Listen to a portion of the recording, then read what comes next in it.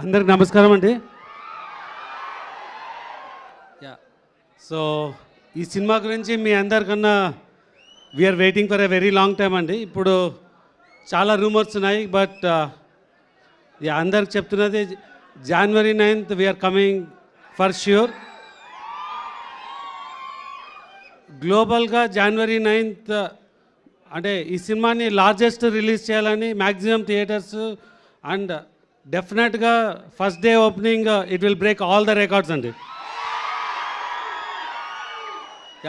So ఈ cinema కొంచెం మేము టైం తీసుకున్నా విల్ ఆల్ అంటే మీ అందరినీ సర్ప్రైజ్ చేసి ఒక వెరీ గ్రాండ్ మూవీగా రిలీజ్ చేస్తున్నాము.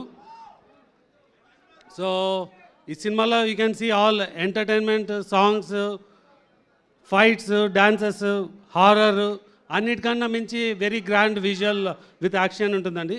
సో ఎవరిని డిసప్పాయింట్ చేయకుండా will make it a very big one. So thank you. Sir మా నుంచి మీకు కొన్ని క్వశ్చన్స్ ఉన్నాయి. సో మా అందరం కూడా ఇంకా కొద్దిసేపట్లోనే మనం సాంగ్ చూడబోతున్నాం. సో ఈ సినిమాలో డాన్స్ నెంబర్ గురించి మా వాళ్ళందరూ వెయిట్ చేస్తున్నారు ఎప్పటి నుంచో అని.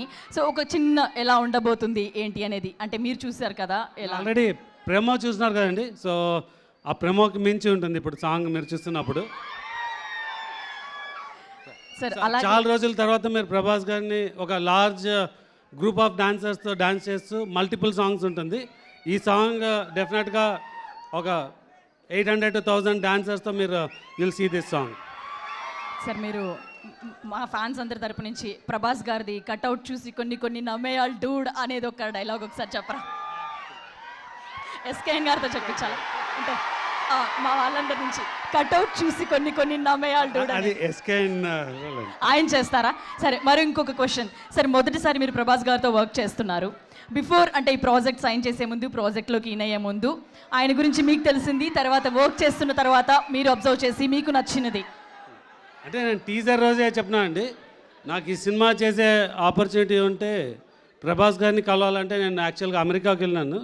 సో విత్ ఇన్ 3 days అంటే నేను వెళ్ళిన 3 days ఒక మీటింగ్ కంప్లీట్ చేసుకొని ఇమ్మీడియట్గా వచ్చి కలిసాను. సో ఇమ్మీడియట్గా ఈ said yes and I'm very happy. Okay. So Prabhas గారి గురించి ఇప్పటి వరకు చాలామంది ఎంతో అద్భుతంగా చెప్పారు. ఆయన చాలా మంచి మనిషి అని చెప్పి కూడా మేము అందరం విన్నాం. సో మీరు ఆయన మాటల్లో ఆయనతో కలిసి ట్రావెల్ చేశారు కాబట్టి ఆయన గురించి ఏం చెప్తారు?